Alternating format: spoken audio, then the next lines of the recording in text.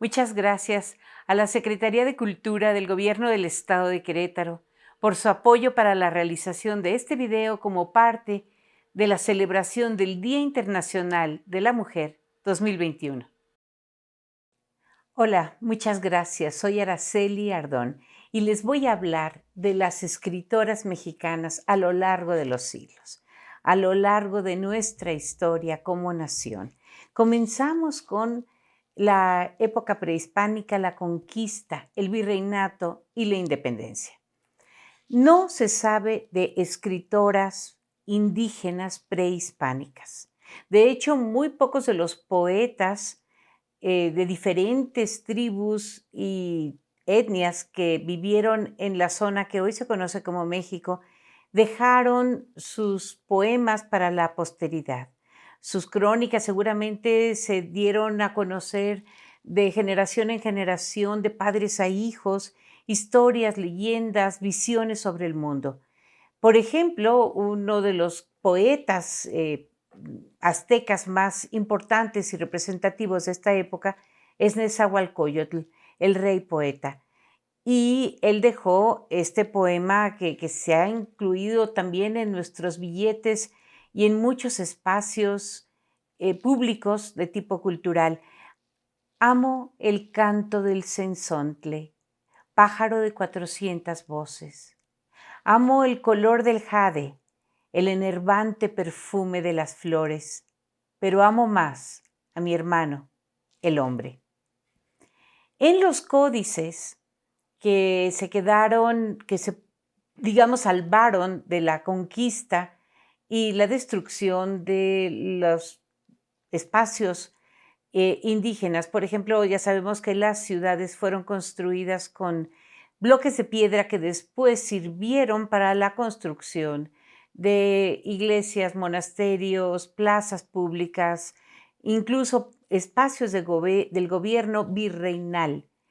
Al destruir los basamentos, las pirámides y los centros ceremoniales, los espacios residenciales de las ciudades prehispánicas, también debieron haberse perdido muchísimas obras de arte, entre ellas muchos códices. Pero tenemos dos imágenes del Códice Florentino donde aparecen mujeres. Una en que ella es una tejedora y en la otra son dos cocineras. Tenemos también las narraciones de la conquista a través de las crónicas de las Indias. Sabemos que este territorio, este continente fue nombrado las Indias Occidentales porque los habitantes se semejaban a los habitantes de la India en el este. Todos los cronistas de las Indias Occidentales son varones. Y esto se explica porque algunos de ellos eran militares, eran soldados como Bernal Díaz del Castillo o algunos que tenían una intendencia, tenían una regiduría, tenían espacios que eran de su jurisdicción y sobre los cuales tenían que dar cuenta, tenían que dar parte al gobierno del imperio, a los reyes de España. Sabemos que la Nueva España duró 300 años, este virreinato, y durante este tiempo hubo una serie de cronistas, es decir, no escribían todavía los autores de esta tierra, no escribían ni cuento, ni novela, ni poesía, ni dramaturgia. Sí había teatro de tipo religioso que acompañaba los viacrucis o las celebraciones de Navidad, o bien algunas procesiones y una serie de ceremonias establecidas por la curia de aquel tiempo. Había, por supuesto, el comienzo de algunas pastorelas, hubo algunos otros tipos de representación colectiva, pero no había teatro de ficción, ni tampoco literatura de ficción, y todavía no comenzaba el gran periodo de la poesía novohispana en los inicios, en la conquista. Entonces, Bernal Díaz del Castillo, por ejemplo, fue uno de los soldados de Cortés. En últimas fechas, algunos estudiosos de la historiografía española han puesto en duda que este sea el autor de todas estas crónicas de Indias por la serie de alabanzas o de elogios con que Bernal Díaz del Castillo hablaba de Hernán Cortés. Llegaron a creer algunos investigadores que el autor verdadero de la historia verdadera de la conquista de la Nueva España era el mismo Hernán Cortés. No lo sabremos. Bartolomé de las Casas, por ejemplo, fue este fraile que fue obispo de Chiapas, que escribió la brevísima destrucción de las Indias, de la cual nos ha quedado muchos documentos, porque él defendió ante la conferencia de Valladolid y en muchos espacios de España la dignidad de los indígenas. Fue el gran defensor de las etnias de la Nueva España. También Fray Bernardino de Sahagún y Toribio de Benavente fueron cronistas importantes y trascendentes. Ya en el siglo XVII, la más importante escritora de la Nueva España se llamó Juana de Asbaje y Ramírez de Santillana.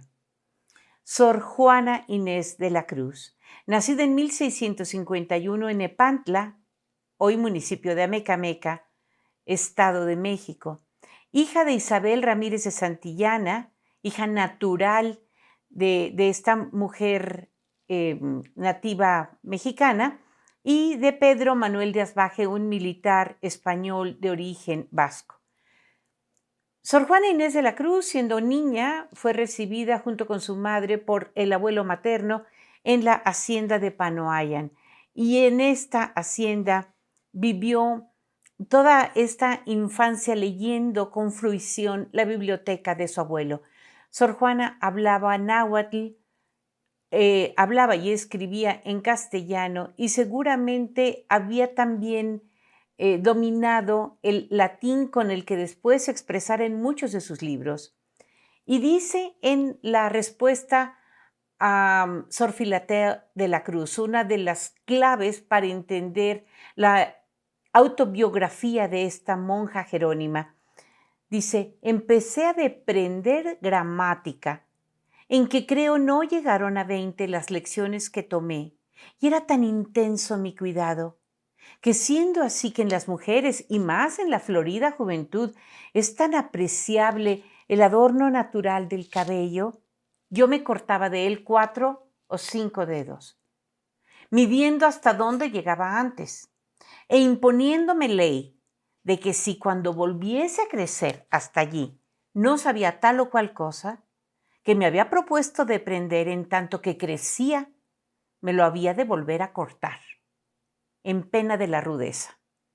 Es decir, que ella era resiliente y era una niña con avidez de leer, de aprender, de conocer, de llevar a su memoria la información que tenía a su alcance sobre astronomía, matemáticas, sobre ciencias naturales, sobre teología, filosofía.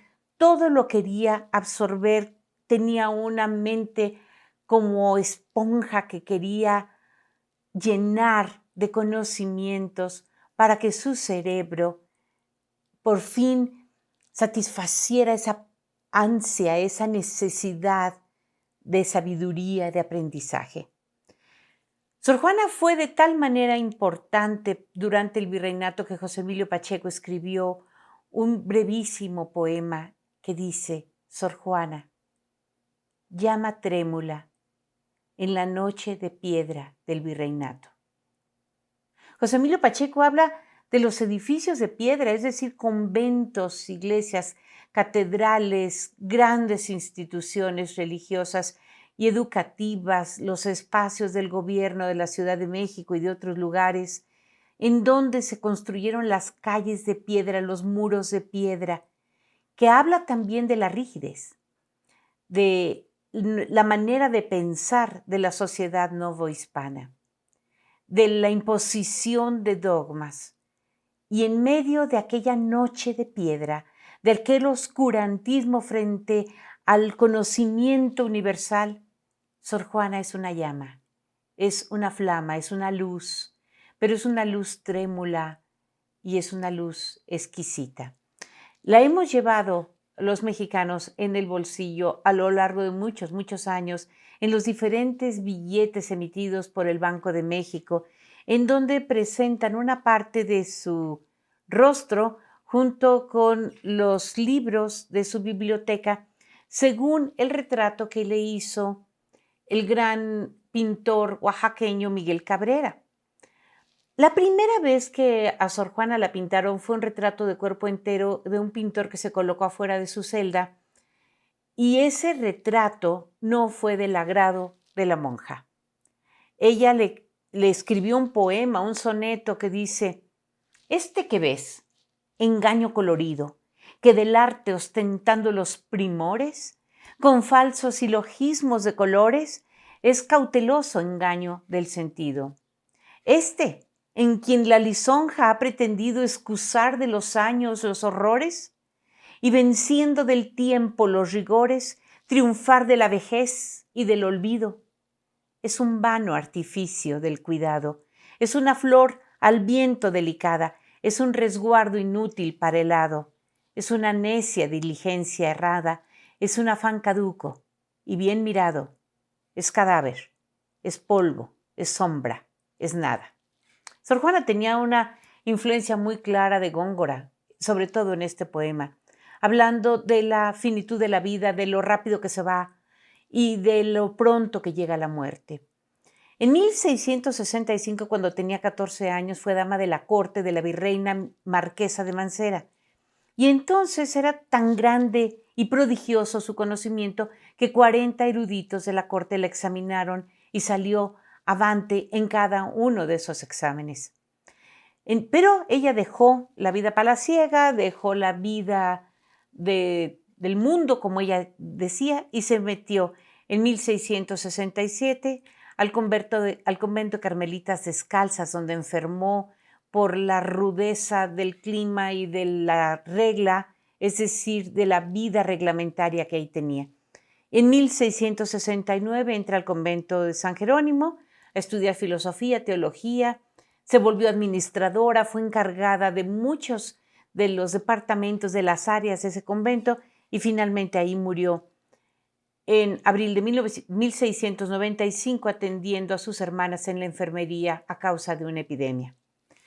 Cuando la van a buscar, la mandan llamar del palacio para que regrese a la vida palaciega, ella contesta con este soneto: «En perseguirme, mundo, ¿qué interesas? ¿En qué te ofendo? Cuando solo intento poner bellezas en mi entendimiento y no mi entendimiento en las bellezas. Yo no estimo tesoros ni riquezas. Y así siempre me causa más contento poner riquezas en mi entendimiento que mi entendimiento en las riquezas. Yo no estimo hermosura que vencida es despojo civil de las edades, ni riqueza me agrada fermentida, teniendo por mejor en mis verdades consumir vanidades de la vida que consumir mi vida en vanidades». El retrato que se encuentra hoy en día en el Museo Nacional de Historia del Castillo de Chapultepec fue pintado un siglo después del nacimiento de la monja por Miguel Cabrera, este gran pintor oaxaqueño que fue uno de los cumbres del barroco en la pintura mexicana. De lo último que se ha hecho sobre Sor Juana han sido películas, series, muchos programas de televisión, entre ellos esta película argentina de 1990 de María Luisa Benberg, que narra los últimos años de Sor Juana, quien se había encerrado a los 20 años en un convento para poder estudiar. Y el tema es, que una mujer, siguiendo sus ideales, rechaza el matrimonio para llevar una vida satisfactoria intelectualmente. Esta gran producción tiene las actuaciones de Assumpta Serna, Dominic Sanda, Héctor Alterio y Lautaro Murúa.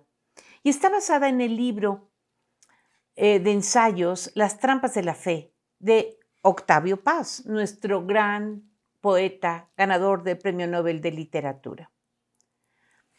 Otra mujer, ya en la época independiente, en los primeros años del siglo independiente, escribió sobre México y pintó un retrato maravilloso de nuestras costumbres, gastronomía, música, tradiciones, paisajes, los inicios de la vida cultural del México independiente.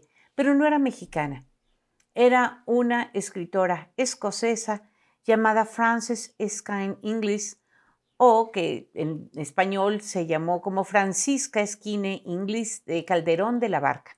Se conoce como Marquesa Calderón de la Barca. Madame Calderón nació en Edimburgo y murió en Madrid. Ella vivió a lo largo del siglo XIX. Fue una gran cronista del México independiente de la metrópolis española y ella llegó a México junto con su marido en 1839, pero su familia se había quedado en Boston, Massachusetts. Así que ella escribió muchísimas cartas a su familia de Boston explicando cuál era su situación, las costumbres, la cultura, los sitios, la comida, la gente. Y finalmente ella publicó estas cartas con el nombre de La vida en México durante 2 años. Se publicó en Boston y en Londres, en inglés, por supuesto, y tuvo una resonancia internacional. Para respetar la etiqueta diplomática, porque su marido era un diplomático español, figura como Madame C. de la B. Pero es una de las autoras que ha pintado, que ha descrito el México independiente de una forma más agradable, armoniosa. Dice, por ejemplo, por fin llegamos a las alturas desde donde se contempla el inmenso valle, cercado de montañas eternas, con sus volcanes coronados de nieve, los grandes lagos y las fértiles montañas que rodean la ciudad favorita de Moctezuma y antaño la más brillante de las joyas de la corona española. Es una producción del Canal 11 que se llama Madame Calderón de la Barca y la actriz principal, Damayanti Quintanar, se estrenó en abril de 2017. Por otra parte, había muchas mujeres en las imprentas y en la gestión de la cultura. Había muchas mujeres que acompañaban a los músicos, por supuesto cantaban, algunas tocaban, pero dentro de este mundo cultural podemos mencionar a la esposa de Juan Pablo, el primer impresor de las Américas, que estableció su imprenta en 1540. Ella, Jerónima Gutiérrez, recibía un pago por la administración de la imprenta. Más adelante, Catalina del Valle, viuda de Pedro Valli, tuvo su propia imprenta en 1611. María de Espinosa, hija de Antonio de Espinosa, viuda de Diego López, que también son impresores, tuvo su imprenta en 1613. Paula Benavides, viuda de Bernardo Calderón, en 1641. María de Benavides, viuda de Juan de Rivera, y Jerónima de Delgado, en el mismo siglo XVII. Es decir, que ellas, por ejemplo, conocieron la vida de Sor Juana y de otras de las monjas que vivían en los conventos de la Nueva España. En aquel tiempo, la opción para las mujeres que tenían deseos de llevar una vida intelectual y dedicarse al aprendizaje era el convento. Aunque no dudo que hubiera habido muchas amas de casa que escribían poemas, porque se sabe que las mujeres de la clase alta siempre han tenido acceso a la educación, a la lectura y la escritura. Probablemente incluso aprendían los rudimentos de otros idiomas y escribían cartas o poemas. Sin embargo, todo eso se ha perdido. Como diría un historiador inglés, sus restos óseos fueron a llenar el subsuelo de los cementerios con humus precioso y quedaron convertidos en el lodo de los siglos. Soy Araceli Ardón. Si te gustó este video, Dale like, compártelo y suscríbete a mi canal para tener más videos sobre literatura hispanoamericana. Hasta la próxima.